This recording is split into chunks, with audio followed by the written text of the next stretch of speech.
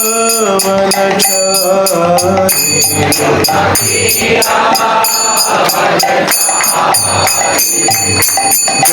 राधा माधव कुंज बिहारी गोपीजन वल्लभ गिरिवरधारी।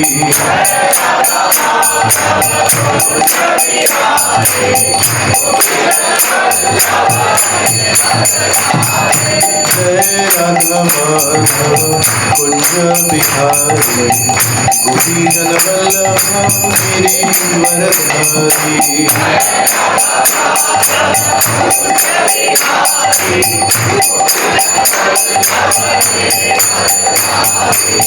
यशोदानंदन व्रज जन रंजन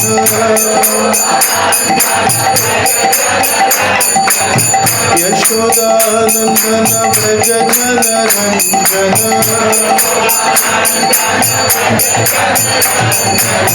यमुना तीर वनचारी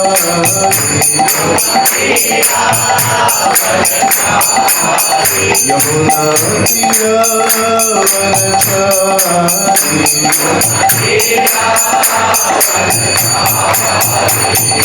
जय राधा माधव कुंज बिहारी गोपीजन वल्लभ गिरिवरधारी।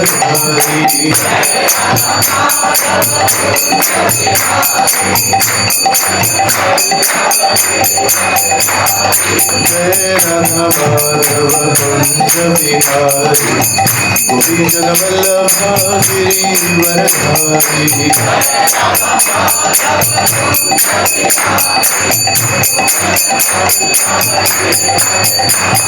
जय राधा माधव कुंज बिहारी गोपीजन वल्लभ गिरिवरधारी।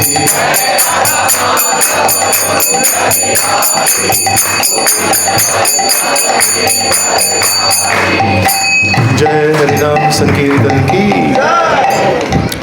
ओम नमो भगवते वासुदेवाय।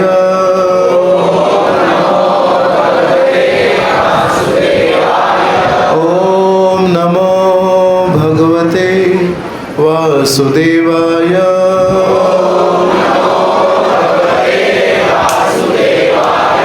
ओम नमो भगवते वासुदेवाय।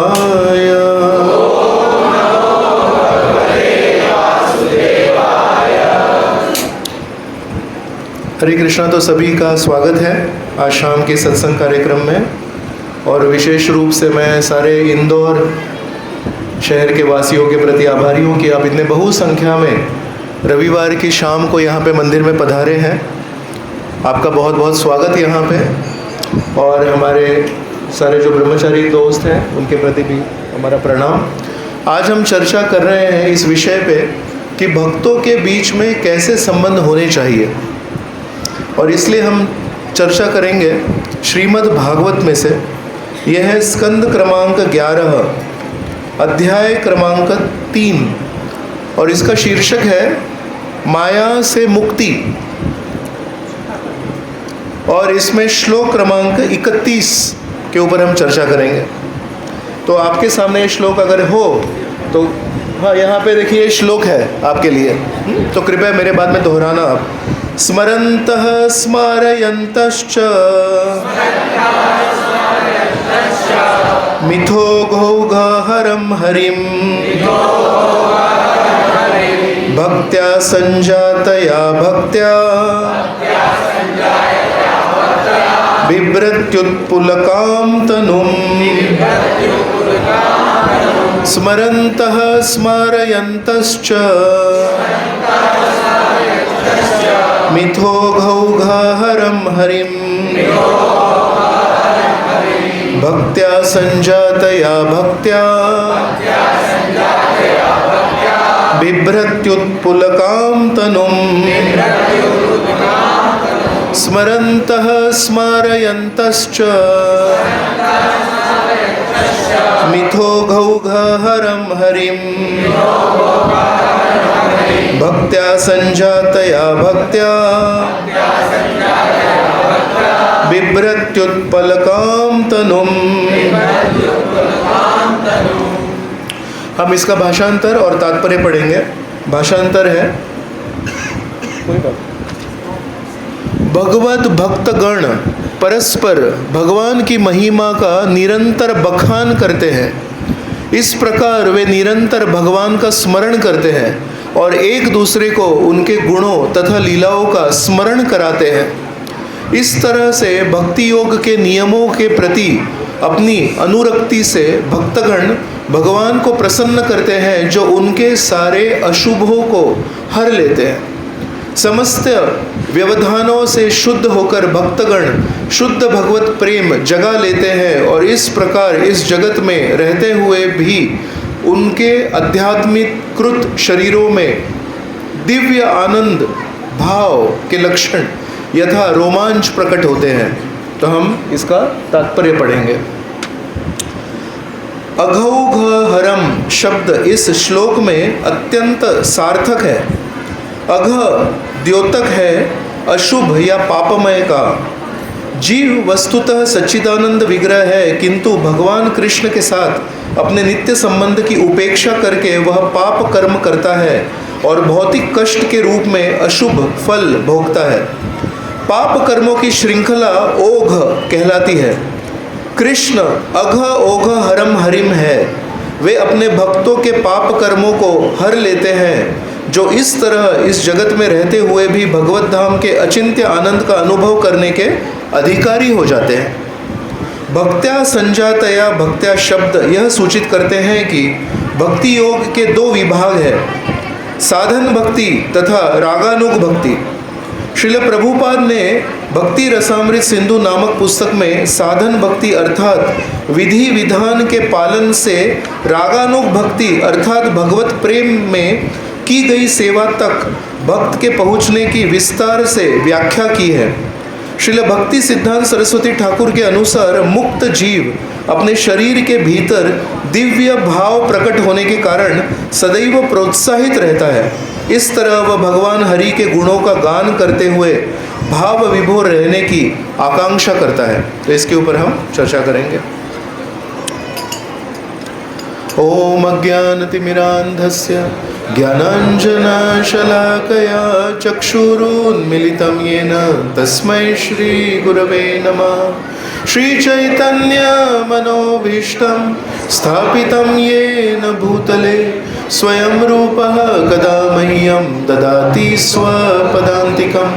वन्देऽहं श्रीगुरो श्रीयुतपदकमलं श्रीगुरून् वैष्णवांश्च श्रीरूपं साग्रजातां सहगण रघुनाथान्वितं तं सजीवं साद्वैतं सावधूतं परिजनसहितं कृष्णचैतन्यदेवं श्रीराधा कृष्णपादान् सहगण ललिता श्रीविशाखान्वितांश्च। हे कृष्ण करुणा सिंधो दीनबंधो जगत्पते गोपेश गोपिकाकांत राधाकांत नमोस्तुते। तप्त कांचन गौरांगी राधे वृंदावनेश्वरी वृषभानुसुते देवी प्रणमामि हरिप्रिये। वाञ्छाकल्पतरुभ्यश्च कृपा सिन्धुभ्य एव च पतितानां पावनेभ्यो वैष्णवेभ्यो नमो नमः। नमो ॐ विष्णुपादाय कृष्णपृष्ठाय भूतले श्रीमते भक्तिवेदांत स्वामिनिति नामिने। नमस्ते सरस्वते देवे गौरवाणी प्रचारिणे निर्विशेष शून्यवादी पाश्चात्य देश तारिणे। जय श्री कृष्ण चैतन्य प्रभु नित्यानंद श्री अद्वैत गदाधर श्रीवासदि गौर भक्त वृंद। हरे कृष्णा कृष्णा कृष्णा हरे हरे हरे राम राम राम हरे हरे।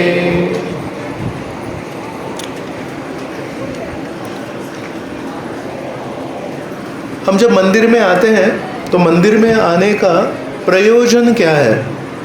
भारत में कई मंदिर हैं और उन मंदिरों में मूर्ति पूजा बहुत अच्छे से होती है, लेकिन जिन मूर्तियों की हम पूजा कर रहे हैं उनकी स्तुति, उनकी महिमा सुनना, ये भी मूर्ति पूजा का एक अविभाज्य घटक है। लेकिन बहुत सारे मंदिरों में हम देखते हैं कि बहुत अच्छी पूजा होती है, लेकिन जिनकी पूजा हो रही है उनकी स्तुति, उनकी महिमा, उनके बारे में अगर किसी को जानना है तो प्रश्न पड़ता है कि इनके बारे में मैं कहाँ जानूँ। श्रील प्रभुपाद जी हमको एक संस्कृति स्थापित करके दिए हैं कि जब हम मंदिर में आएंगे तो क्या करेंगे। मंदिर में आके हमको ये करना है जो आज के श्लोक में बताया। ब्राह्मण के 6 गुण होते हैं, उसमें एक पठन पाठन, यजन याजन, दान प्रतिग्रह। तो क्यों बता रहा हूँ? पठन मतलब पढ़ाई करेंगे वो, और पाठन मतलब दूसरे से पढ़ाई करवाएंगे। संस्कृत भाषा में कोई भी शब्द है उसको जब आ कर देते हैं तो दूसरे से करवाना। पठन पढ़ाई करना, पाठन दूसरे से पढ़ाई करवाना, यजन मतलब पूजा करना, याजन मतलब मूर्ति पूजा सिखाना, और दान करना और किसी और का दान स्वीकार करना। ये ब्राह्मण के 6 गुण हैं। तो इसमें यजन याजन, पठन पाठन, आज के श्लोक में शुरुआत के 2 श्लोक हैं, स्मरंतस स्मारयंतश्च। इसका मतलब क्या हुआ? स्मरंतस मतलब हम जब मंदिर में आते हैं, भक्तों को मिलते हैं, तो हमको क्या करना चाहिए? भगवान का स्मरण करना चाहिए। और स्मारयंतश्च, स्मारयंतश्च मतलब हम खुद स्मरण करेंगे और किसी एक भक्त को स्मरण कराएंगे। तो ये जो भागवतम क्लास है, ऐसा सत्संग प्रोग्राम है, इसका क्या फायदा है? जो व्यक्ति बोल रहा है वो स्मरण करता है श्री कृष्ण भगवान ने क्या क्या लीलाएं की, कैसे अपने भक्तों को प्रेम किया, और स्मारयंतश्च। इस सत्संग प्रोग्राम के दौरान जब आप यहाँ पे बैठेंगे तो मैं एक प्रयत्न करूँगा कि आपको स्मरण कराऊंगा। और इस श्लोक में बताया है यही 2 चीज़ें करनी है हमको। भक्त लोग जब एक साथ आते हैं तो क्या करना है? ये 2 चीज़ें करनी है। एक दूसरे को कभी मैं स्मरण करूं, आपको स्मरण कराऊं, अगले दिन आप स्मरण कीजिएगा और मुझे स्मरण कराइएगा। जब ये 2 चीज़ें भक्तों के बीच में रहेंगे तो उसको कहते हैं सही रिश्ता। श्री कृष्ण भगवान भगवद गीता में कहते हैं, मेरे भक्त अगर मन में समाधान अनुभव करना चाहते हैं तो कैसे करेंगे मन में समाधान? सब लोग समाधान ढूंढ रहे हैं। भक्तों का समाधान किस में है? तो श्री कृष्ण भगवान 10वें अध्याय में बता रहे हैं, मच्चित्ता मद्गत प्राणा बोधयन्तः परस्परम। इसमें भी देखिए गीता में श्री कृष्ण भगवान बोल रहे हैं मच्चित्ता, जिनका चित्त मेरे में लगा हुआ है, मद्गत प्राणा, और मेरे में उन्होंने प्राण अपने रख दिए, मद्गत प्राणा। तो क्या करते हैं? बोधयन्तः परस्परम। परस्पर ये शब्द तो हिंदी में भी आता है, परस्पर मतलब एक दूसरे को। बोधयन्तः परस्परम बोलते हैं कि भक्त जब एक साथ मिलते हैं तो मेरे बारे में बातें करते हैं। कभी एक भक्त दूसरे को कुछ सुनाता है, दूसरा भक्त पहले को सुनाता है, ऐसे बोधयन्तः परस्परम। फिर अगले वाक्य में बोलते हैं कथयन्तश्च माम नित्यम। केवल कार्तिक के महीने में हम आएंगे साथ में और एक दूसरे को भगवान की कहानी सुनाएंगे? नहीं, बोलते हैं कथयन्तश्च माम, मेरे बारे में कथा करेंगे नित्यम। सोमवार हो, मंगलवार हो, रविवार हो, जो भी वार हो, लेकिन बोलते हैं मेरे बारे में चर्चा करने में हमेशा मशगूल रहते हैं, बिजी रहते हैं। बोधयन्तः परस्परम कथयन्तश्च माम नित्यम तुष्यन्ति च रमन्ति च। तो इस श्लोक में बता रहे हैं कि 2 भक्त जब साथ में आते हैं तो एक दूसरे को मेरे बारे में कथा बताते हैं और उस एक दूसरे को मेरे बारे में बताने में समाधान अनुभव करते हैं और उसी में आनंद अनुभव करते हैं। आज के श्लोक में भी ये भागवत का श्लोक है, इसमें कहा है, दूसरे पंक्ति में कहा है बिभ्रति उत्पुलकम तनुम। बिभ्रति उत्पुलकम तनुम मतलब जब हमारी जिंदगी एक दूसरे को कृष्ण कथा बताने में, स्मरण करने में और स्मरण कराने में जाएगी, उसका एक परिणाम होगा। आप जानना चाहते हैं क्या परिणाम होगा? तात्पर्य में भी बताया गया है 2 प्रकार की भक्ति होती है। एक भक्ति है जो शुरुआत की भक्ति है, उसको बोलते हैं वैधि भक्ति। वैधि ये जो शब्द है विधि शब्द से आता है, विधि मतलब नियम। तो वैधि भक्ति मतलब नियमों के अनुसार भक्ति, मतलब मुझे शायद हरिनाम करने में कोई रुचि नहीं है लेकिन मैं हरिनाम करूंगा, क्यों? विधि है। कलयुग में अगर भगवान को पाना है तो ये विधि है। कृते यद ध्यायतो विष्णुम, अगर ध्यान करने से कृता युग में, सत्य युग में भगवान मिलते हैं। त्रेतायाम यजतो मखई, त्रेता युग में बड़े बड़े यज्ञ करने से भगवान मिलते हैं। द्वापरे परिचर्यायाम, द्वापर युग में भगवान की सेवा करने से मिलते हैं। कलौ तद हरि कीर्तनात्, कलयुग में भगवान का नाम लेने से भगवान मिलते हैं, है कि नहीं? तो ये विधि है। हमको अच्छा लगे तो भी नाम करना है, हमको अच्छा नहीं लगे तो भी नहीं करना है। सुबह है तो भी करना है, धूप है तो भी करना है, ठंड है तो भी, भगवान का नाम नहीं, ये विधि है, राइट? तो इसको कहते हैं वैधि भक्ति। जो विधि के अनुसार भक्ति करते हैं उसको कहते हैं वैधि भक्ति। और दूसरी भक्ति है उसको कहते हैं रागानुग भक्ति, मतलब जिनके हृदय में भगवान के प्रति प्रेम है उनके चरणों के पद चिन्हों पे चलना, अनुगमन करना। तो भक्ति रसामृत सिंधु में बताते हैं, इसका मैं उदाहरण देता हूँ। जैसे स्कूल में मुझे याद है जब मैं स्कूल जाना शुरू हुआ तो मुझे पिताजी बोले चलो आज से तुमको स्कूल जाना है। बोला मुझे नहीं जाना है, मैं गया नहीं स्कूल, लेकिन पिताजी बोले ये तुम्हारे लिए अच्छा है कि तुम स्कूल जाओगे। तो बोला मेरे लिए अच्छा है कि मैं गिल्ली डंडा खेलूँगा, लेकिन नियम के तौर पे मुझे अच्छा लगे नहीं लगे मुझे स्कूल जाना पड़ा। और एक ऐसी परिस्थिति आई जब मैं 8वीं 9वीं 10वीं में गया, समझदार हो गया, तब समझ में आया अगर मैं स्कूल नहीं जाता तो मेरे जीवन का क्या होता, मैं प्रभुपाद जी की किताबें कैसे पढ़ता। प्रभुपाद जी भक्ति रसामृत सिंधु में इन 2 चीज़ों को समझने के लिए एक सिंपल सा उदाहरण देते हैं। एक होते हैं कच्चा आम, उसको कभी कैरी बोलते हैं, हरे रंग का आम जो पका नहीं है, और एक है पूरी तरह से पका हुआ पीला केशरी रंग का आम। दोनों में क्या अंतर है? वही फल है, लेकिन जब कच्चा है, पका हुआ नहीं है, तो उसकी जो टेस्ट है वो कैसी है? खट्टी है। और उसकी जो त्वचा है, स्किन, वो कैसी है? मोटी मोटी है। और उसके अंदर जो फल है वो कैसा है? एकदम थिक है। तो स्किन मोटी है, वो जो फल है वो एकदम स्ट्रॉन्ग है, जो अच्छे से खा नहीं सकते, और खटास है उसमें, है कि नहीं? और वही फल जब भगवान के दिए हुए सूरज की प्रकाश में जब पकता है तो वही फल क्या होता है? उसकी जो स्किन है वो पतली हो जाती है, और जो खट्टा खट्टा वो जो फल था वो मीठा हो जाता है, और उसको चूस के भी ले सकते हैं। तो प्रभुपाद जी बोलते हैं, रूप गोस्वामी हमको ये बताते हैं कि जैसे कच्चा आम पेड़ पे ऊपर लगा है तो कुछ समय बाद अपने आप सूरज की रोशनी से और पेड़ के अंदर से उसको पोषण मिलता है, तो कच्चा आम पका आम बन जाता है। जो आम एक दूसरे को मारने के लिए हम यूज़ कर सकते हैं, इतना वो स्ट्रॉन्ग कड़क रहता है, उसको हम चूस सकते हैं। वैसे एक भक्त भी जब नया नया भक्ति में आता है तो उसकी भी चमड़ी थोड़ी मोटी रहती है कि नहीं? और उसे जब बात करते हैं बोले प्रभु जी सेवा करेंगे, हाँ। हमारे मैं जिस मंदिर में रहता हूँ वहाँ पे एक टेलीफोन ऑपरेटर की भी सेवा है। बाहर से कभी कोई फ़ोन करते हैं तो टेलीफोन ऑपरेटर फ़ोन उठाते हैं। तो मेरे एक दोस्त हैं, वो बोलते हैं वो टेलीफोन ऑपरेटर नया है कि पुराना है ये कैसे समझेंगे? मतलब नौकरी बदलती रहती है ना सेवकों की।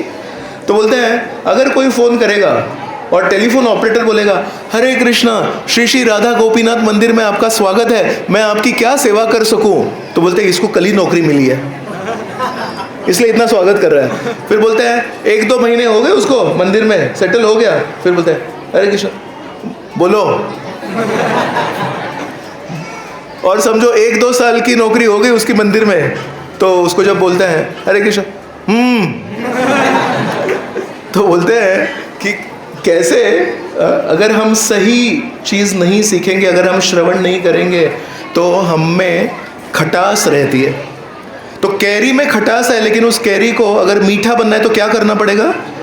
अंदर से पोषण, पेड़ से पोषण और धूप को लेना है। वैसे गुरु से पोषण मिलता है और भगवान के जब दर्शन लेते हैं तो भगवान से शक्ति मिलती है। तो वही खटास होने वाला जो भक्त है वो कुछ समय बाद मीठा आम बन जाता है, और उसकी जो चमड़ी है वो पहले मोटी मोटी थी, वो एकदम नम्र बन जाता है। उसको ऐसे स्पर्श करते बोलते हैं, प्रभु जी मेरे से गलती हो गई, गलती से मेरा पैर लग गया आपको। बोलते नहीं नहीं मैं मेरी गलती, नहीं नहीं प्रभु जी मेरी गलती।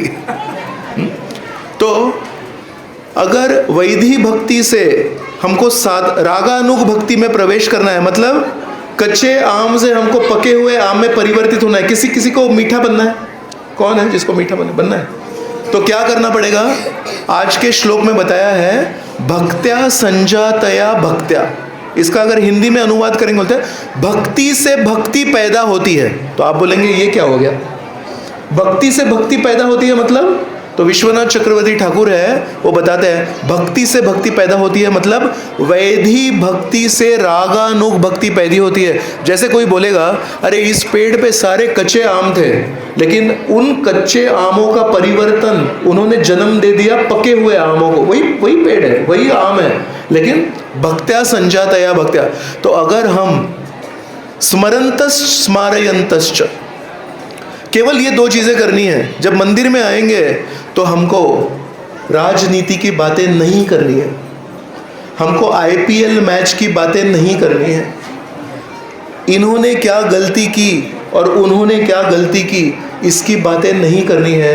हमको दक्षता पूर्वक अपने आप को रोकना है कि मैं इधर उधर की बातें करने के लिए मंदिर में नहीं आया। इधर उधर की बातें पूरी दुनिया में होती है, इधर उधर की बातें अगर करने मंदिर आया, waste of time, waste of energy. इतना मैं प्रवास करके आया, यहाँ पे क्यों आया? राधा गोविंद जी के दर्शन करने के लिए और इनको बताने के लिए। प्रभु जी आज मैं प्रभुपाद जी की किताब पढ़ रहा था, उसमें इतना अच्छा ये एग्जाम्पल है, मैं आपको बताना चाहता हूँ। स्मरंतस स्मारयंतश्च। तो अगर ऐसा कोई करे तो आज के श्लोक में हम सबको एक आशीर्वाद दिया है, भक्त्या संजातया भक्त्या। हम जो खट्टे कच्चे आम हैं वो मीठे मीठे पके आम में परिवर्तित हो जाएंगे। हरि बोल। लेकिन इसके लिए एक तपस्या करनी पड़ेगी। मुंह में से केवल हरि स्तुति आनी चाहिए। हरि इस शब्द की व्याख्या कोई बताएगा मुझे? भगवान को हरि क्यों बोलते हैं? तो चैतन्य चरितामृत में बताया गया है सर्व अमंगल हरये इति हरि। रुक्मिणी देवी का हरण किसने किया? राम श्री कृष्ण भगवान ने। तो हरण करना मतलब चुरा के लेके जाना। तो भगवान को हरि क्यों बोलते हैं? सर्व अमंगल हरये इति हरि। भगवान श्री कृष्ण का नाम हरि क्यों है? हमारे जीवन में से जितना भी अमंगल है वो हर के लेके जाएंगे। कितना लोग चाहते हैं कि अपने जीवन में से अमंगल हर ले जाए, लेकिन उसके लिए कुछ करना पड़ेगा। स्मरंतस स्मारयंतश्च। तो स्मरंतस स्मारयंतश्च के सामने लिखा है अघ ओघ हरम हरिम। अघ मतलब पाप, पाप की नदी बह रही है। ओघ मतलब सागर के पास में जब जाते हैं तो एक के बाद लहरें आती। कितनी लहरें आएंगी उसको गिन नहीं सकते आप। तो इसीलिए हमारे बारे में भी हम कह सकते हैं हमसे कितने पाप हुए हैं। बोलिए बोलिए। और पहले जो बोला वही है, वो उसका उत्तर वही है, गिन नहीं सकते। तो अघ पाप का ओघ मतलब लहरें। कितनी लहरें हैं हमारे हृदय में? अघ ओघ कितने हैं? बहुत है। अघ ओघ हरम हरि। जब हम स्मरंतस स्मारयंतस करेंगे, भगवान की प्रसन्नता को हमारे जीवन में आकर्षित करेंगे। हम कभी कभी सोचते हैं ये मनुष्य जीवन में मैं माया देवी से बॉक्सिंग करूंगा। जब बुरे विचार आते हैं तो हम क्या सोचते हैं? नहीं नहीं नहीं मुझे बुरे विचार नहीं आने चाहिए, है ना? माया देवी से लड़ते हैं ना हम। मनुष्य जीवन माया देवी से लड़ने के लिए नहीं दिया है, श्री कृष्ण भगवान को आलिंगन करने के लिए दिया है। और जब हम श्री कृष्ण भगवान को आलिंगन करेंगे तो माया ये श्री कृष्ण भगवान की दासी है। श्री कृष्ण भगवान 7वें अध्याय में क्या कहते हैं? दैवी ही एषा गुणमयी मम माया दुरत्यया। तो कोई बोलेगा अरे दुरत्या है, पार नहीं कर सकते माया देवी को। आशा देने के लिए दूसरी पंक्ति में लिखा है माम एव ये प्रपद्यन्ते मायाम एताम तरन्तिते। किन किन को लग रहा है कि प्रभु जी मेरे जीवन में इतनी बुरे विचार आते हैं, बुरी आदतें हैं, बुरी मेरे से क्रियाएं घटती है, ऐसा लगता है कभी कभी? उनसे छुटकारा पाना चाहते हैं? उनसे अगर छुटकारा पाना चाहते हैं, एक तरीका है उन बुरी आदतों से लड़ना। जब बुरे विचार आते हैं, नहीं नहीं मैं नहीं करूँगा, ये तरीका है। और दूसरा तरीका है जिस क्षण बुरे विचार आए, हे कृष्णा हे गोविंद, अरे बोलिए भगवान के नाम, कृष्णा हे गोविंद। कभी कभी अगर हम ऑफिस में हो तो शायद चिल्ला नहीं सकते, लेकिन मन ही मन में चिल्लाना है। अगर हम कॉलेज में हो तो शायद टीचर के सामने ऐसा हे कृष्ण हे गोविंद नहीं चिल्ला सकते हैं, लेकिन मन में जब बुरे विचार आए, हे कृष्णा हे गोविंद जब चिल्लाएंगे, माम एव ये प्रपद्यन्ते, एव शब्द है केवल मेरी शरण लेके ही आप माया देवी को तर सकते हैं, बाकी कोई तरीका नहीं है। तो इसलिए आज के श्लोक में बताया स्मरंत स्मारयंतश्च ओघ अघ हरम हरिम। श्री कृष्ण भगवान इतने खुश हो जाते हैं, ये हमेशा मेरी कथा करता है, ये हमेशा मेरा नाम लेता है, ये हमेशा कोई नया व्यक्ति आया है उसको बोलता है प्रभु मैं आपको कुछ श्री कृष्ण भगवान के बारे में मीठी मीठी बात बताऊं, आपको बहुत अच्छा लगेगा, आप प्रसन्न हो जाएंगे। स्मरंतस स्मारयंतस करता है। भगवान बोलते हैं पूरी दुनिया मुझे छोड़ के अन्य विषयों में लगी है, मानो एक प्रतियोगिता है, कैसे हम श्री कृष्ण भगवान को भूले? बताइए, दो तरीके भगवान को भूलने के, ये ब्रह्मचारी नहीं बोलेंगे। प्रभुपाद जी के गुरु महाराज हैं भक्ति सिद्धांत सरस्वती ठाकुर, उनकी किताब में पढ़ रहा था तो उनका एक वाक्य है, पहले अंग्रेजी में बताऊंगा फिर हिंदी में बताऊंगा। बोले there is nothing in this world except opposition to the Bhagavatam. Bhakti Siddhanta Saraswati हमको बोल रहे इस दुनिया को अगर सारांश रूपी एक वाक्य में अगर उसका वर्णन करना है तो बोला है श्रीमद् भागवत का विरोध। बोले इस दुनिया में एक ही चीज चल रही है, श्रीमद् भागवत का जो संदेश है उसका विरोध चल रहा है। श्रीमद् भागवत क्या कहता है हमको? भगवान की सेवा कीजिए, भगवान का नाम लीजिए, भगवान का स्मरण कराइए। ये चीजें कहाँ होती है, कौन इसको प्रोत्साहन देता है? बताएंगे? केवल इस्कॉन के मंदिरों में ऐसा एक सत्संग कार्यक्रम होता है जहाँ पे आपको सुनने मिलता है, समझने मिलता है। तो इसलिए श्री कृष्ण भगवान जब हम स्मरंतस स्मारयंतस करते हैं तो बोलते हैं ये विशेष लोग हैं, इनको मुझे मदद करनी होगी। और जब हम स्मरंतस स्मारयंतस करेंगे तो हमारे जीवन में जितनी भी बुरी आदतें हैं वो भगवान हर लेते हैं। और अगर भगवान ने हमारे विचारों को, गलत विचारों को, गलत आदतों को हर लिया तो भक्त्या संजातया भक्त्या, हमारी जो वैधि भक्ति चल रही है उसमें से एक मीठी मीठी रागानुग भक्ति जन्म लेगी। और उससे क्या होगा? अंतिम पंक्ति में बताया बिभ्रति उत्पुलकम तनुम, हमारे ये जो शरीर के ऊपर रोमांच खड़े हो जाएंगे, बोलेंगे ये कृष्ण नाम कितना मीठा है, कृष्ण कथा कितनी मीठी है। अगर आज के श्लोक को हमने अपने जीवन में महत्वपूर्ण स्थान दिया, मैं आपको बता सकता हूँ अगले साल मैं जब आपको मिलूंगा आप सबके रोमांच खड़े रहेंगे, लेकिन 1 साल लगेगा। क्यों? हमारी आदतों को बदलने के लिए। एक बहुत अच्छा श्लोक सुखदेव गोस्वामी बताते हैं, 9वें स्कंद के अंतिम भाग में बताते हैं, बोलते हैं वासुदेव कथा प्रश्न पुरुषाम स्त्रीन पुनाति ही। वासुदेव श्री कृष्ण के बारे में कथा प्रश्न, आप सवाल पूछिए मैं आपको बताऊंगा, मुझे कुछ समझ में नहीं आया तो मैं आपको पूछूंगा, आप बताना। वासुदेव कथा प्रश्न पुरुषाम स्त्रीन पुनाति ही, 3 प्रकार के पुरुषों को वासुदेव कथा प्रश्न उसका पवित्र करते हैं। पुनाति ही कौन? वक्तारम पृच्छकम श्रोत्रुम्स, जो बोलने वाला है वो पहला, श्रोत, और पृच्छकम मतलब जिसने सवाल पूछा वो दूसरा, और श्रोत्रुम मतलब इन्होंने सवाल पूछा मैंने उसका उत्तर दिया और तीसरे व्यक्ति ये सुन रहे हैं। 3 प्रकार के व्यक्ति शुद्ध होते हैं। तत्पाद सलीलम यथा, जैसे उनके चरणों को स्पर्श की हुई गंगा है, वो ऊपर के ग्रह हैं देवता लोग, उनको भी शुद्ध करती है। पृथ्वी को शुद्ध करती है, पाताल लोक को भी शुद्ध करती है। अगर गंगा देवी श्री कृष्ण भगवान के चरणों को स्पर्श करके 3 प्रकार के ग्रहों को शुद्ध करती है, तो सोचिए भगवान ने वामन देव के रूप में अपना जो बाया पैर है वो ऐसे ऐसे ऐसे करके उठाया, ठीक है, और उसके पैर के अंगूठे के नाखून से इस ब्रह्मांड का जो शेल, जो क्या कवच, ब्रह्मांड का कवच गलती से छेद हो गया उसमें। वामन देव उसको छेद नहीं करना चाहते थे, लेकिन जहाँ पे छेद हो गया तो वहाँ से कारणोदक्षाई सागर का जो पानी है वो अंदर आ गया। तो हमारे जयदेव गोस्वामी है, वो एक दशावतार स्तोत्र है, तो उसमें बोलते हैं पद नख नीर जनित जन पावन केशव धृता वामन रूपा जय जगदीश हरे। क्या बोलते हैं? पद नख नीर,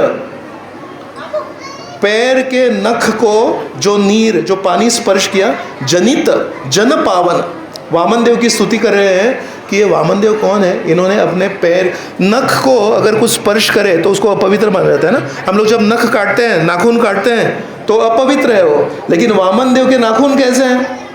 वामन देव के नाखून को अगर पानी ने स्पर्श किया तो ब्रह्मा जी, सारे ऋषि मुनि उस गंगा जी में आज भी स्नान करते हैं, बड़े से बड़े पाप उसमें धुल जाते हैं कि नहीं। तो गंगा जी अकस्मात पैदा हो गई, उनके नाखून को स्पर्श करके पैदा हो गई। सोचिए श्री कृष्ण भगवान ने जानबूझ के अगर हमको कुछ ज्ञान दिया है, गीता के रूप में भागवत में 11वां स्कंद में उद्धव गीता आती है, अकस्मात अगर पानी ने स्पर्श किया, it was not planned, unplanned पानी ने स्पर्श किया तो पूरे 3 लोकों को पवित्र कर रही है वो पानी। जो ज्ञान गंगा श्री कृष्ण भगवान ने सोच समझ के जानबूझ के भक्तों को कल्याण के लिए भगवत गीता के रूप में बोली है, उद्धव गीता के रूप में बोली है, उसमें शुद्ध करने की शक्ति ज्यादा होगी कि कम होगी? तो इसलिए ये जो कृष्ण कथा हमको श्रील प्रभुपाद जी ने दी है, वो क्यों दी है? वो केवल किताबों को खरीद के अपने घर में जैसी है वैसी रखने के लिए नहीं दी है। हमको बताया है कि इन किताबों को हमको अध्ययन करना चाहिए। वृंदावन में एक अंग्रेजी में एक चैप्टर है, अभी मैं अंग्रेजी में किताबें पढ़ा हूँ तो मैं बताऊँगा, उसका नाम है वंडरफुल कृष्णा। हिंदी में शायद वो अध्याय होगा अद्भुत कृष्ण। उसमें क्या है मालूम है? नंदगांव में श्री कृष्ण भगवान के पिताजी हैं नंद महाराज, हर शाम को एक जगह पे बैठते हैं, उसको कहते हैं नंद बैठक। आप में से कभी नंदगांव जाएंगे वृंदावन की यात्रा में तो एक यशोदा कुंड है, यशोदा कुंड को जब जाते हैं तो लेफ्ट साइड में वो नंद बैठक आती है। हर शाम हर रोज नंद महाराज वहाँ पे आके बैठेंगे और सारे गांव वाले जो उनकी उम्र के लोग हैं, ग्वाल है, वो वहाँ पे आके बैठेंगे और हर रोज क्या कथा होती है? एक ग्वाल बाल बोलेंगे, पता है कल रात को मेरा बेटा जो श्री कृष्ण भगवान के साथ में जाता है गैयों को चराने के लिए, वो आया और उसने बताया एक बहुत बड़ा राक्षस आया सांप के रूप में और इनके सारे दोस्त डर गए, लेकिन श्री कृष्ण नहीं डरा और श्री कृष्ण ने उस बड़े सांप को मार दिया। और मेरा बेटा कह रहा था, पापा ये कृष्णा है ना, ये बहुत एकदम सरल दिखता है लेकिन बहुत शक्तिशाली है, बहुत आश्चर्यजनक चीज है। ये सुन के दूसरे जो ग्वाल है वो बोलते हैं, अरे परसों तो मेरे घर में भी ऐसे हुआ, मेरा बेटा भी जो कृष्ण के साथ दिन भर रहता है वो आया और उसने बोला, पापा हम जब थे जंगल में आज तो एक बगुला आया और उस बगुले की इतनी लंबी चोंच थी और उस चोंच ने कृष्ण को मारने की कोशिश की तो कृष्ण ने छलांग लगाई, फिर उधर चोंच गिरी, वहां से कृष्ण ने छलांग लगाई, ऐसे 3-4 छलांग लगाए, फिर कृष्ण बोला तुझे नहीं छोड़ूंगा और फिर उसने चोंच पकड़ी और ऐसे फाड़ दिया। अरे बाप रे, कृष्ण कैसे करता है ऐसे? वहाँ पे जो लोग बैठे हैं सारी एक एक कहानी सुनाते हैं। क्यों? उनके बेटे उनको कहानी सुनाते हैं। क्यों? क्योंकि उनके बेटे कृष्ण के साथ दिन भर गैया चराने जाते हैं। और ये सब कथा होने के बाद में नंद महाराज की बारी आती है। नंद महाराज कौन है? जिनके बारे में ये सब कथा चल रही है उनके पिताजी हैं। तो नंद महाराज बोलते हैं, ठीक है सुन लिया, सब सुन लिया, कृष्ण ने इसको मारा, कृष्ण ने उसको मारा, कल मेरे घर में क्या हुआ बताऊं क्या? कल मेरे घर में बिजली चमकी आकाश में बिजली चमकी तो जो कान्हा, जो कृष्णा, आप लोग बोल रहे थे ना इसको मारा उसको मारा, और दौड़ के आया और बोला मैया, और यशोदा की साड़ी में छुप गया डर के मारे। तो सुन लिया मैंने, ठीक है, आप लोग कहानी सुनाओ और मैं सुन लूं। इसका मतलब है नंद महाराज उस कहानी को स्वीकार ही नहीं करते। नंद महाराज कहते मेरा कान्हा, थोड़ा सा अगर कुछ शेर की आवाज़ हो जाए, जंगल में कुछ आवाज़ हो जाए, कुछ बिल्ली चमक जाए तो भागा भागा यशोदा माई के पल्लू में छुप जाता है, और उसके बारे में तुम कह रहे हो कि इसको मारा उसको मारा, ये सब नहीं होता है। और जब नंद महाराज ऐसा कहते हैं, नंद महाराज उनके राजा हैं, नंद महाराज जिसके बारे में बता रहे उनके पिताजी हैं, तो पिताजी को बेटे के बारे में ज़्यादा मालूम कि उनके दोस्तों को उसके बारे में ज़्यादा मालूम? हम तो बोलेंगे पिताजी को मालूम। तो ऐसा है तो वो क्या था, ठीक है जो भी है, लेकिन कृष्ण है बहुत मीठा, है कि नहीं? बस ये कहानी का अंत है। हर रोज वहाँ पे कहानी चलती है। क्या कहानी चलती है? ये बताएगा मेरे बेटे ने ऐसे कहा, ये बताएगा मेरे बेटे ने ऐसे कहा, ये बताएगा मेरे बेटे ने, और अंत में नंद महाराज बोलते हैं ऐसा कुछ है ही नहीं। अरे मुझे मालूम है ना, कृष्णा तो इतना, अरे उसको भूख लगती है, क्या बखेड़ा तैयार कर देता है घर में, पूरी इधर ये तेज, मुझे भूख लगी है, भूख लगी है। सहन शक्ति नाम की कुछ चीज़ है कि नहीं? और उस दिन कहानी क्या निकलती है कि कृष्ण कितना सहनशील है करके। तो हर रोज ये कथा चलती है, सारे गांव वाले लोग आके बोलेंगे कि कृष्ण कितना महान है, और नंद महाराज बोलेंगे कौन कृष्ण, मेरा ही बेटा ना, और कोई कृष्ण नहीं है ना, तो ये नहीं करके। तो इस अध्याय का नाम है वंडरफुल कृष्णा, कि कृष्ण कैसे हैं, कुछ लोगों के लिए अद्भुत है, कुछ लोगों के लिए एकदम सरल है। और भागवत में अगर ये आप अध्याय पढ़ेंगे तो उसका आखिरी श्लोक क्या है मालूम है? आखिरी श्लोक है इति नंदादयो गोपा राम कृष्ण कथा मुदा। तो बोलते हैं इस तरह से हर रोज नंद महाराज और बाकी सारे गोप बलराम और कृष्ण की कथा में मग्न हैं। राम कृष्ण कथा मुदा, बोलते हैं कुर्वन्तो रममाणश्च न विन्दन् भववेदना। कुर्वन्तो रममाणश्च, हर रोज यही उनका आनंद है। कृष्ण ने ऐसे किया, बलराम ने ऐसे किया, कृष्ण ने ये मिठाई चुराई की, ये कृष्ण ने ऐसे किया। बोलते हैं कुर्वन्तो रममाणश्च, इसी में वो रममाण है। और अगर हम कथा में रममाण हो गए तो क्या होगा? लास्ट लाइन में बताया है न विन्दन् भव वेदना। इस भव सागर में हम सब गोते लगा रहे हैं, कभी डूबते हैं, कभी उछलते हैं कि नहीं। जन्म मृत्यु जरा व्याधि, ये चार तो हर किसी के जीवन में आते हैं, लेकिन नंद महाराज और गोप जो हर रोज शाम को नंद बैठक में कृष्ण और बलराम की कथा करते हैं, उनके बारे में सुखदेव गोस्वामी कहते हैं न विंदन भव वेदना। उनके जीवन में कोई वेदना नहीं है, उनके जीवन में कोई दुख नहीं है। क्यों नहीं है दुख? राम कृष्ण कथा मुदा, राम कृष्ण की कथा में स्मरंतस स्मारयंतस। क्या कर रहे हैं नंद महाराज और उनके दोस्त सब? ये कुछ कहानी बताते हैं, इनको स्मरण कराते हैं, ये कुछ कहानी बताते हैं, इनको स्मरण कराते हैं। ऐसे करते करते बोलते हैं उनके जीवन में भौतिक कोई वेदना ही नहीं रही। अभी मैं उनकी कहानी कुछ बताता हूँ आपको। कृष्ण भगवान जन्म लेने से पहले वसुदेव और देवकी का जीवन कैसे था? एकदम बढ़िया जीवन चल रहा था। जिस दिन उनका विवाह हुआ और जिस दिन आकाशवाणी हुई, हे कंस तू देवकी का विवाह लगा रहा है, उसके अष्टम गर्भ से जो निकलेगा वही तेरे मृत्यु का कारण निकलेगा। उस क्षण से वसुदेव और देवकी के जीवन में क्या हुआ? दुखों की वर्षा हुई। सही है कि नहीं? उनको जेल में डाल दिया, 6 बेटे उनकी आंखों के सामने मारे गए, है कि नहीं?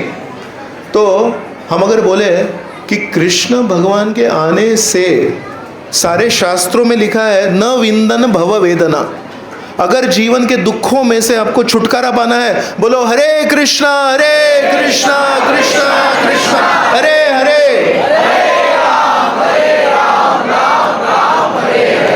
लेकिन वसुदेव और देवकी का जीवन जो अच्छा चल रहा था, जब कृष्ण भगवान ने ध्वनि के रूप में उनके जीवन में प्रवेश किया, तब से उनके जीवन में कठिनाइयाँ आई। नंद महाराज और यशोदा माई हैं, अच्छा जीवन जी रहे हैं, कोई तकलीफ नहीं है गांव में। जब से कृष्ण पैदा हुए, सबसे पहला आक्रमण किया, बच्चों को मार के बच्चों का खून पीने वाली रुधिरा सना बोलते हैं उसको भागवत में, पूतना नाम की राक्षसी, सोचो, सबसे खराब जो क्राइम होता है वो होता है बच्चों के प्रति। जेल में सारे अपराधी होते हैं ना, उनमें भी एक सिस्टम है कि कौन अच्छा कौन बुरा। तो जो केवल बटुआ मारता है, जो थोड़ा पैसा चोरी करता है, उसको अच्छा क्रिमिनल मानते, बोले कम लेवल का है। वो सारे जो जेल के अंदर जो क्रिमिनल लोग हैं वो भी कुछ क्रिमिनल को अछूत मानते हैं, बोले तेरे से बात नहीं करूँगा, तू उधर जाके बैठ। कौन मालूम है? जो बच्चों के ऊपर अत्याचार करके क्रिमिनल जाते हैं जेल में। समझे आप मैं क्या बोल रहा हूँ? चोरी करना, मर्डर करना ये गलत है कि नहीं? लेकिन उनको भी ऐसा लगता है, जो चोरी करते हैं, मर्डर करते हैं, ये सबसे खराब है। हमने तो क्या किया, चोरी की, हमने तो क्या किया, मर्डर किया। इसने छोटे बच्चों को तकलीफ दी है। मतलब हम जैसे चोरी करने वाले, मर्डर करने वाले लोगों को घिनौनी नज़र से देखते हैं, वैसे चोरी करने वाले, मर्डर करने वाले लोग बच्चों के ऊपर अपराध, अत्याचार करने वाले लोगों को घिनौनी नज़र से देखते हैं। और ये पूतना उसमें सबसे सर्वश्रेष्ठ है। क्या करिए? छोटे शिशुओं को मार के उनका खून पीती थी। ये पहला आक्रमण है कृष्ण के ऊपर, लेकिन कृष्ण ने काम कर दिया। फिर शक्टासुर, फिर तृणावर्त, एक के बाद एक अगर आप कृष्ण की कथा सुनेंगे तो सब राक्षसों ने आक्रमण किया। हम अगर कुछ क्षणों के लिए गांव वालों की दृष्टि से देखें, नंद महाराज, यशोदा माई और उनके भाइयों की दृष्टि से देखें, एक दृष्टि से उनके जीवन में जितना भी भूचाल आया, जितना भी बवंडर आया, वो कब आया? कृष्ण उनके जीवन में आने के उपरांत। और एक ऐसा समय आया, ये लोग कहाँ रहते थे? गोकुल महावन में रहते थे। गोकुल महावन में हर रोज नया नया कुछ आतंक हो रहा है, नया नया कोई राक्षस आ रहा है। एक समय आया जब एक सभा हुई, ये सारे ब्रजवासी साथ में आए और सभा किए और बोले, हमारे गांव में कितनी शांति थी, लेकिन हमारी गांव में शांति थी जब से नंद महाराज के घर पे कृष्ण पैदा हुआ है। क्या तुमने देखा कि हमारे गांव पे आक्रमण बढ़ गए? पता नहीं ये पूतना कभी आती नहीं थी, अभी हमारे गांव में आ गई। तृणावर, मतलब क्या तहस नहस, सब जगह पे सब उथल पुथल हो रही है। क्यों? क्योंकि नंद महाराज के घर में कृष्ण ने जन्म लिया है। और नंदोत्सव आता है तो नंदोत्सव के दिन गीत गाते हैं। क्या गीत गाते हैं? नंद के आनंद भयो कन्हैया लाल की। हम बोल रहे हैं नंद के आनंद भयो जय कन्हैया लाल की, लेकिन नंद महाराज और सारे गांव वाले क्या बोल रहे हैं? जब से हमारे गांव में कृष्ण पैदा हुआ है, कठिनाइयों पे कठिनाइयाँ आई हैं। अगर आज के समाज में एक गांव है, सब अच्छा चल रहा है, खुशहाली ही खुशहाली है, और कई वर्षों तक उस गांव का जो मुखिया है उसको बेटा नहीं हो रहा है। नंद महाराज और यशोदा माई को बहुत सालों तक बेटा नहीं, उन्होंने बहुत सारी तपस्या की। गोपाल चंपू में जीव गोस्वामी बताते हैं, बहुत सारी तपस्या करने के बाद में उनको कृष्ण प्राप्त हुए। जैसे उस गांव में वो बेटा प्राप्त हुआ, बहुत खुशी हो, उस दिन तो पूरी खुशी मनाई। अरे हमारे प्यारे नंद महाराज, हमारी प्यारी यशोदा माई, उनके श्रद्धा के स्थान थे, उनके घर में कृष्ण पैदा हुए हैं, चलो खुशियाँ मनाए। लेकिन देख रहे एक के बाद उस गांव में तहस नहस हो रही है। आज अगर वो गांव होता तो आज वो गांव के लोग उस मुखिया को क्या बोलते? 2-3 साल बाद क्या बोलते? बोलिए बोलिए बोलिए, आप सही बोले। तो प्रभु जी बोल रहे हैं, सच बताऊं, आज के समाज में ऐसा अगर गांव होता और एक बच्चा पैदा होने की वजह से, क्योंकि सारे जो आक्रमण होते थे वो नंद महाराज के घर पे ही होते थे, ऐसा नहीं कि दूसरे का घर, इसी के घर पे होते थे। सब क्लियर था, एक कृष्ण से कुछ तो प्रॉब्लम है। लेकिन इन्होंने तो गीत गाए थे, नंद के आनंद भयो जय कन्हैया लाल की। तो इन्होंने क्या किया मालूम है? इन्होंने बताया नंद महाराज को उस सभा में, अगर कृष्ण यहाँ होने से इतना सब आक्रमण हो रहा है, हम एक काम करेंगे, हम अपने पूरे गांव को ले जाएंगे और कहीं और बसाएंगे। सोचिए, उस गांव में, गोकुल में, महावन में उनके सारे लोगों के घर हैं, उन सारे लोगों की खेती है, उन सारे लोगों की गोचारण भूमि होगी, सब गैया थी ना इनके पास। वो सारी चीज़ों को छोड़ दिया इन्होंने और नंद गांव में शिफ्ट हो गए, वृंदावन में शिफ्ट हो गए। अगर आज ब्रज भूमि में आप जाएंगे तो गोकुल महावन मथुरा के इस तरफ है, नदी यमुना नदी के इस तरफ है। पूरी यमुना नदी क्रॉस करके एक अलग जगह पे जाके एक पूरा गांव बस गया। एक पूरा गांव उठ के, पैसा, उनका पैसा तो ज़मीन में है, खेती में है, घर में है, वो सारा सब छोड़ के, कैन यू इमेजिन दिस?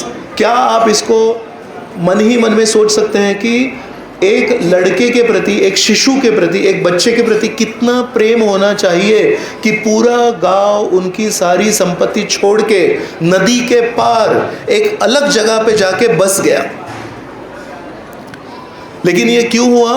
क्योंकि उनको श्री कृष्ण के ऊपर प्रेम था और क्योंकि रोज शाम को नंद महाराज और उनके सारे दोस्त मिलके कृष्ण कथा करते थे।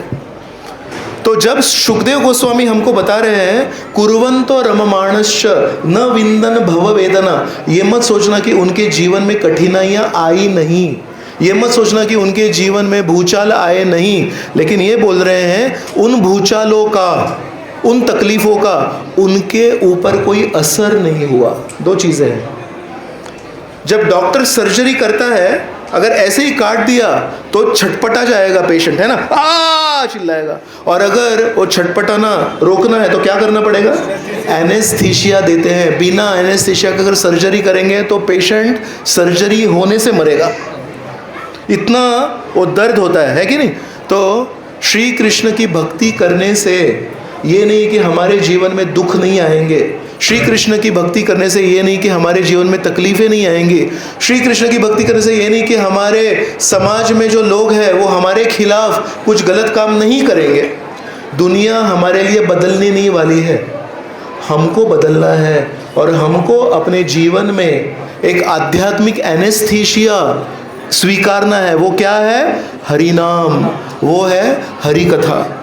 जब तक हम हरि कथा की शरण नहीं लेंगे, जब तक हम हरि नाम की शरण नहीं लेंगे, तब तक छोटे छोटे चीज़ें हमको बड़ी बड़ी तकलीफ़ें देते जाएंगे। और कभी कभी हम सोचते हैं कि मैं इतना स्ट्रेस में क्यों हूँ, मैं इतना तकलीफ़ें में क्यों है? क्यों? क्योंकि हम सोचिए, हमको उस समय याद करना है पिछली बार मैं कब किसी भक्त के साथ बैठा और कृष्ण कथा मैंने स्मरंतस स्मारयंतस की। कई बार हम इस्कॉन संस्था से जुड़ते हैं लेकिन इस्कॉन संस्था का जो संदेश है उससे नहीं जुड़ते।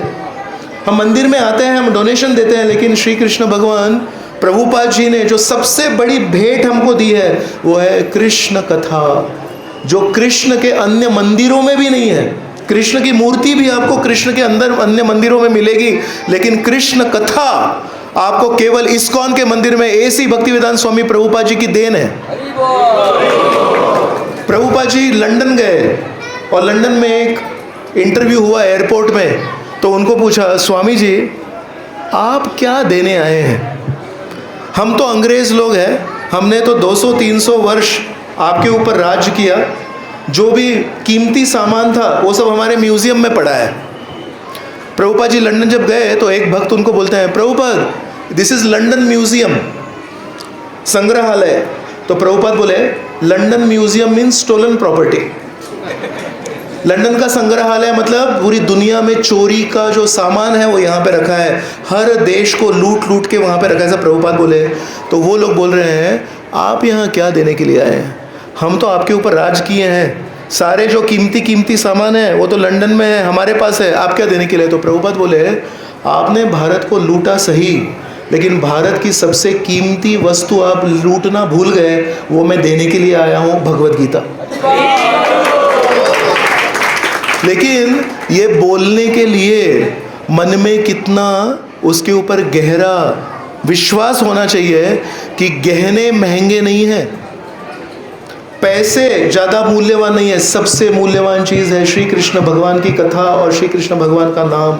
तो इसलिए हम जब मंदिर में आते हैं, अगर हमने श्री कृष्ण भगवान की कथा और श्री कृष्ण भगवान का नाम कीर्तन इसको हमारे जीवन का केंद्र बिंदु बनाया, तो यहाँ पे भी सेवा करते समय कुछ ना कुछ तकलीफ़ें होंगी। क्योंकि इनका स्वभाव, हम अलग अलग बैकग्राउंड से आए हैं, थोड़ी थोड़ी नोक झोंक तो होनी ही है। हीरा है, हीरा कैसे चमकता है मालूम है? हीरे की कीमत कैसे बढ़ती है? उसके ऊपर कट्स कितने हैं। वो चमकता क्यों है? क्योंकि उसके ऊपर अलग अलग सरफेस है, समझे आप? उसको काटते हैं अलग, तो जितना उसको काटेंगे उतनी वो रोशनी चमकती है, ऐसे बिखरती है वो रोशनी। तो जितना हीरे को काटेंगे उतना हीरे की कीमत बढ़ती है। तो कृष्ण भगवान जब हमको देखते हैं, अभी गोविंद जी दर्शन दे रहे हैं, गोविंद जी हम सबको देख रहे हैं, बोल रहे हैं ये हीरा है, ये भी हीरा है, ये भी हीरा है। लेकिन ये कैसे हीरे हैं मालूम है? जो अभी तक तराशे नहीं गए हैं वो हीरे हैं। ये हीरा है लेकिन इसको तराशा नहीं है, इसको जौहरी ने अभी तक हाथ में लिया नहीं है। तो श्री कृष्ण भगवान हम सबकी कीमत 20-25 हज़ार होगी एक साधारण हीरे की, और जो महंगा हीरा होता है जिसको बहुत तराशा जाता है उसकी कीमत कितनी होती है? महंगा हीरे की कितनी कीमत होती है? लाखों की होती है। 25,000 का हीरा और 25 लाख का हीरा, इसमें क्या अंतर है? तराशा है उसको। तो श्री कृष्ण भगवान बोलते हैं ये सारे मेरे मंदिर में आए हैं, ये कांच के टुकड़े नहीं हैं। कांच के टुकड़े तो बाहर घूम रहे हैं, जो भी मेरे मंदिर में आता है वो तो बहुत ही मूल्यवान है, वो तो हीरा है, लेकिन इसको आज तक किसी ने तराशा नहीं है। ये 25,000 का हीरा है, इसको मैं अगर भक्तों के बीच में रखूं, भक्तों से द्वारा इसको अगर तराशूं, तो इनकी कीमत 25,000 नहीं हो जाएगी, 25 लाख हो जाएगी। आप में से कितने लोग अपनी कीमत बढ़ाना चाहते हैं? क्या करना पड़ेगा मालूम है? हर रोज या जब भी आपको समय है, सिनेमा के लिए जाना ज़रूरी नहीं है, यहाँ वहाँ जाना ज़रूरी नहीं, लेकिन यहाँ पे आके हम कुछ ना कुछ छोटी सी ही सही लेकिन सेवा करेंगे। और उस सेवा के दौरान अगर कोई भक्त हमको बोले प्रभु जी ये सही तरीका नहीं है सेवा करने का, आप अच्छे से सेवा कीजिए, हमको उनके ऊपर चिल्लाना नहीं है, हमको उनको मुंह नहीं दिखाना है, हम उनको नहीं बोले अच्छा आज से सेवा ही नहीं करूँगा। ये करना तो आसान है, लेकिन जब हमको कोई भक्त अच्छी चीज़ सिखाते हैं कि प्रभु जी ऐसा नहीं करते ऐसा करते हैं, हमको उनके पैर पकड़ने और बोलने हैं मैं तो नादान हूँ, 2 दिन पहले मंदिर में आया हूँ, आप सीनियर डिवोटी हैं, आप अगर मुझे नहीं सिखाएंगे तो मैं सीखूंगा कैसे? बहुत बहुत धन्यवाद, आपने मुझे आज सिखाया कि सच्ची भक्ति कैसे करते हैं। जब हम ये ठान लेंगे मैं मंदिर में क्यों आता हूँ, सिर्फ अच्छा फील करने के लिए नहीं आता हूँ, कृष्ण कथा सुनने के लिए आता हूँ। जो कृष्ण कथा इस पूरे संसार में कहीं नहीं मिलती है, इंदौर में कहीं नहीं मिलती है, वो केवल इस्कॉन के मंदिर में मिलती है। वो कितनी मूल्यवान है, वो कितनी कीमती है। वो कृष्ण कथा सुनने के लिए, स्मरंतस स्मारयंतस करने के लिए, अगर थोड़ा इन्होंने कुछ कह दिया, थोड़ा इन्होंने सिखा दिया, इन्होंने अगर कुछ बोला प्रभु जी मैं 10 साल से सेवा कर रहा हूँ, ये ऐसे नहीं करते ऐसा करते हैं, इतना बुरा लगने का क्या पॉइंट है? स्कूल में हम जब जाते तो हमको हमारी टीचर चिल्लाती नहीं थी, हमने पहले ही दिन ब जो भी लिखा, ए फॉर एप्पल लिखा, पहले दिन परफेक्ट लिखा हमने। कौन है यहाँ पे जो बोलेगा फर्स्ट डे ए मैंने एकदम परफेक्ट लिखा, बी परफेक्ट लिखा? कोई है इधर? हम सब गलत लिखे, टीचर ने हमको बताया बेटा ए ऐसे नहीं लिखते हैं, ऐसे लिखते हैं। तब अगर हम उल्टा जवाब देते हमारे टीचर को और बोलते हैं जा मैं नहीं पढ़ूंगा, जा मैं स्कूल के, तो आज हम कहाँ होते? कुछ कोई भी चीज़, कोई भी क्रिया, कोई भी पद्धति सीखने के लिए नम्रता लगती है। तो हम जब मंदिर में आते हैं, अगर कोई वरिष्ठ भक्त ने हमको 2 बातें अगर सिखाई, हमको कभी बुरा नहीं लगना चाहिए। और जब इस चेतना से हम सेवा करेंगे और इस चेतना से मंदिर में आते आते एक दूसरे को स्मरण करेंगे और स्मरण कराएंगे, उससे एक चीज़ होगी, श्री कृष्ण भगवान हमारे ऊपर प्रसन्न होंगे, बोलेंगे इसको बाहर जाना अलाउड था और पॉसिबल था, लेकिन ये बोला नहीं, कृष्ण कथा को मैं नहीं छोड़ूंगा, हरि नाम को मैं नहीं छोड़ूंगा। थोड़ी नोक झोंक हो गई तो कौन सी बड़ी चीज़ है, पूरे संसार में नोक झोंक होती है। और ये टिका रहा, श्री कृष्ण भगवान आपके ऊपर प्रसन्न हो जाएंगे और आपके जीवन में जितनी भी बुरी आदतें हैं, बुरे विचार हैं, अघ ओघ हरम हरिम, और जब वो हो जाएगा तो कच्चा आम पक्का आम बन जाएगा, आप मीठे भक्त बन जाएंगे, शुद्ध भक्त बन जाएंगे और आपके ऊपर रोमांच खड़े हो जाएंगे। तो इसलिए भक्ति मार्ग, एक बार एक तमाल कृष्ण महाराज है, वो प्रभुपाद जी को बोले प्रभुपाद यू सेड भक्ति इज वेरी इजी. प्रभुपाद बोले I didn't say it is easy, I said it is simple. इसको हिंदी में बोलूंगा. महाराज बोले प्रभुपाद जी को, प्रभुपाद जी आप बोले भक्ति मार्ग तो बहुत आसान है. प्रभुपाद बोले मैंने ये नहीं कहा कि भक्ति मार्ग आसान है, मैंने कहा कि भक्ति मार्ग बहुत सरल है. दोनों में अंतर है. अगर हम सरल हृदय के हैं, क्या करना है? भक्ति कितना सरल मार्ग है. हरे कृष्णा कृष्णा कृष्णा हरे हरे, हरे राम राम राम. कौन सा कठिन मंत्र है ये. और भगवान के सामने अगर एक दंडवत प्रणाम कर दिया, कौन सा हमारा हाथ पैर दुखते हैं.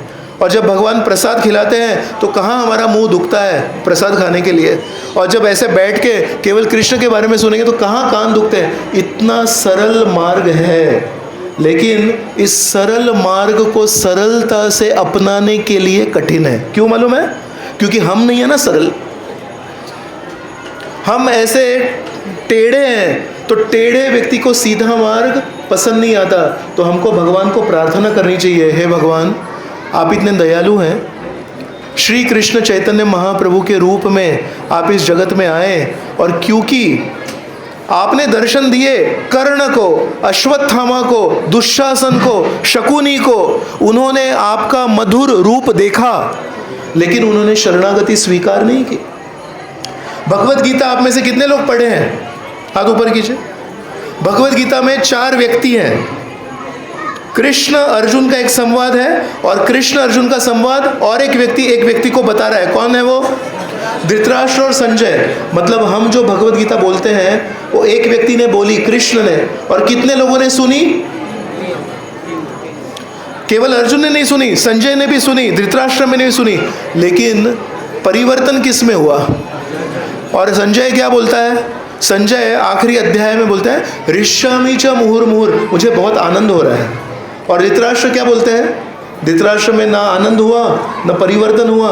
तो वही गीता 3 लोग सुने हैं. अर्जुन ने सुनी, संजय ने सुनी, धृतराष्ट्र ने सुनी. संजय में आनंद हुआ, शरणागति की भावना नहीं आई. संजय ये नहीं बोला कहाँ मैं पूरी जिंदगी धृतराष्ट्र की सेवा कर रहा था, कृष्ण भगवान है चलो मैं तो चला कृष्ण की सेवा करने के लिए. शरणागति स्वीकार नहीं की, केवल आनंद हुआ. और धृतराष्ट्र के मन में द्वेष की भावना उत्पन्न हो गई वही गीता सुन के. क्यों बोल रहा हूँ मैं ऐसे?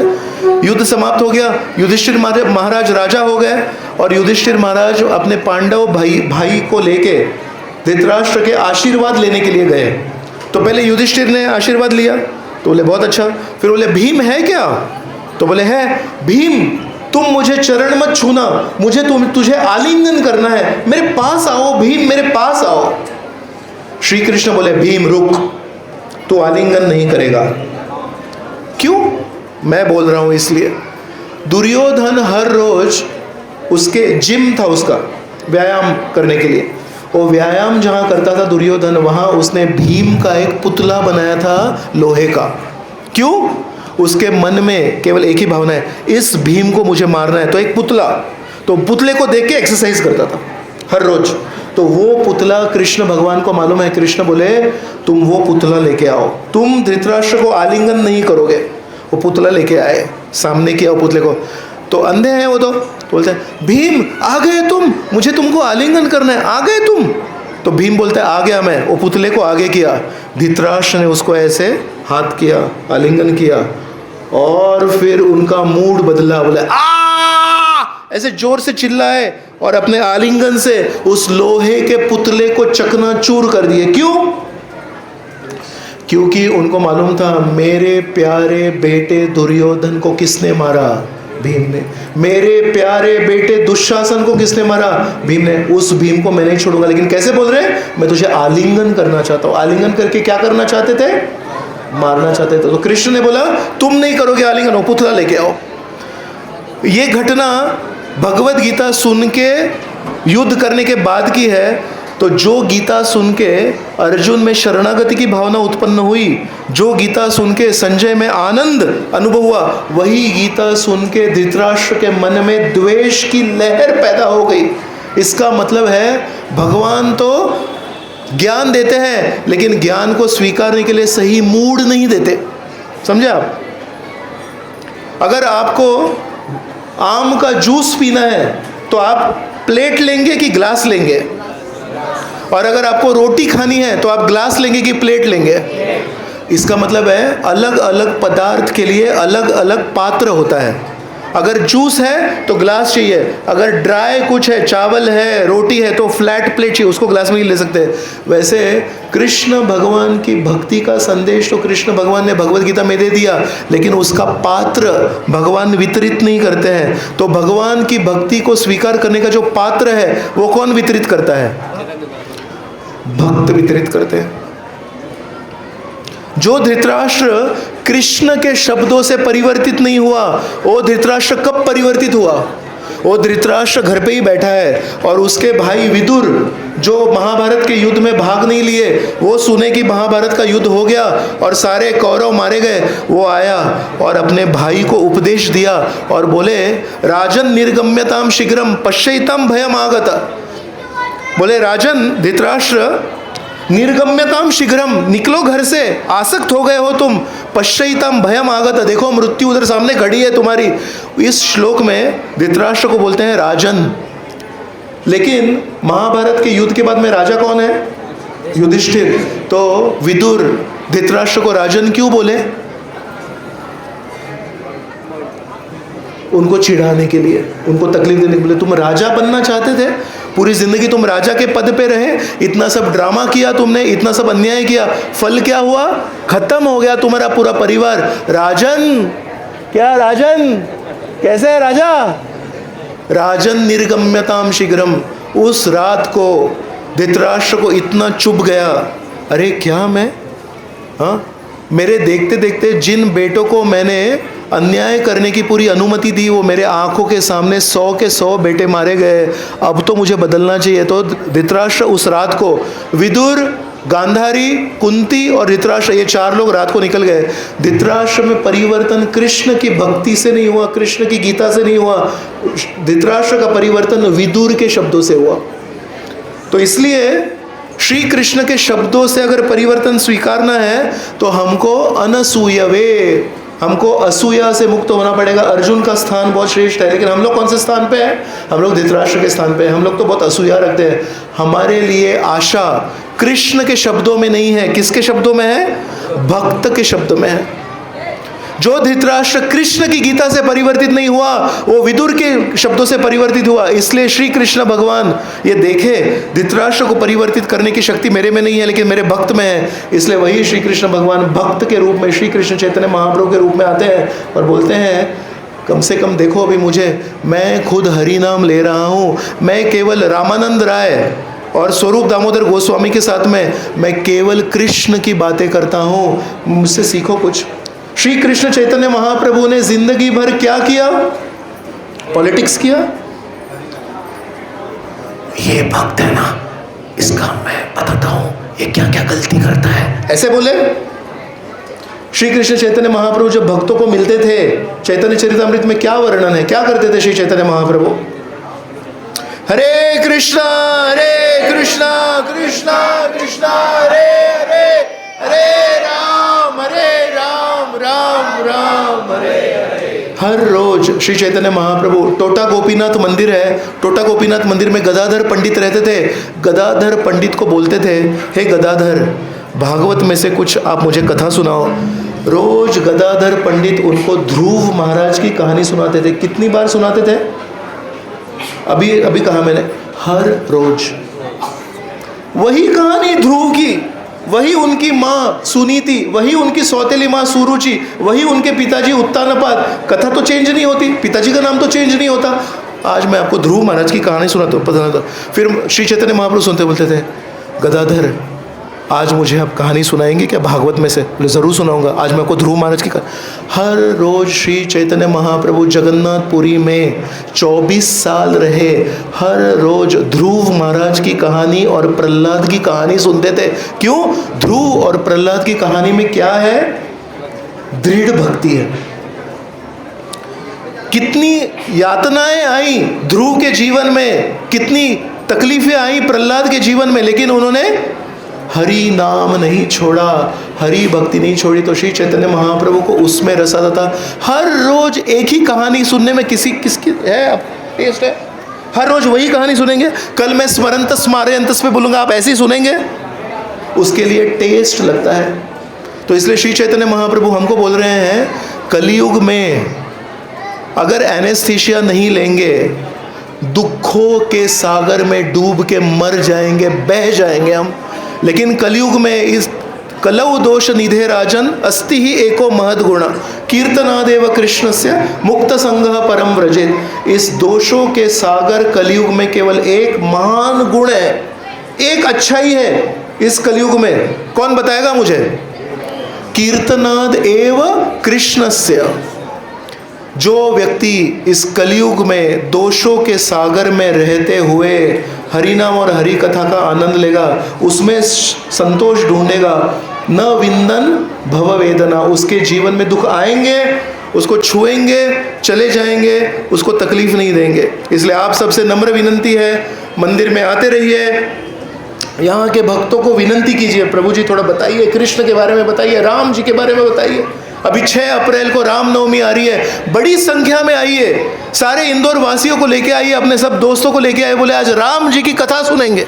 राम जी की मूर्ति की पूजा तो पूरे इंदौर में होगी, लेकिन राम जी ने ऐसे क्यों किया, राम जी ने इसको क्यों माफ़ किया, राम जी ने इसको क्यों सजा दी, ये कथा जब तक नहीं सुनेंगे तब तक ये मूर्ति हमको आकर्षण नहीं होगा। तो इसलिए आते रहिए, कथा सुनते रहिए, और अपने जीवन में जितनी भी बुरी आदतें हैं, बुरे विचार हैं, उनके ऊपर विजय पाते रहिए।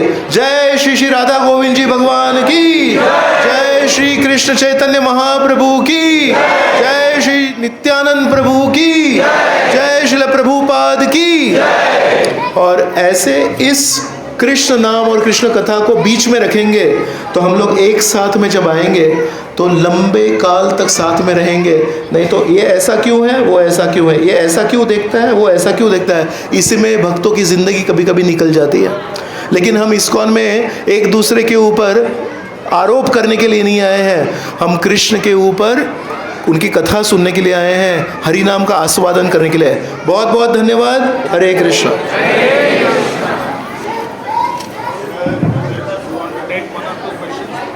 I am here, you check the time.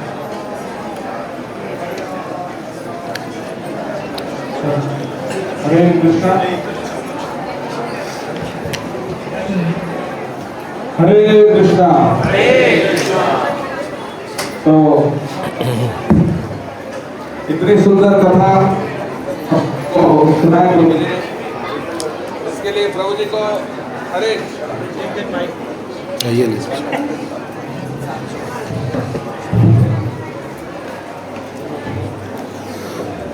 तो प्रभु जी ने इतना सुंदर कथा सुनाई, हम सबको बताया कि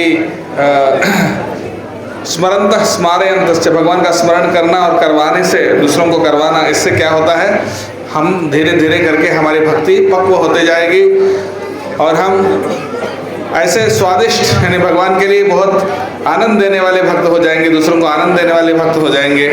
ये सार प्रभु जी ने इतना सुंदर रूप से हमको बताया, और सुंदर कथा के लिए हम प्रभु जी को धन्यवाद देते हैं। बोलिए हरि बोल।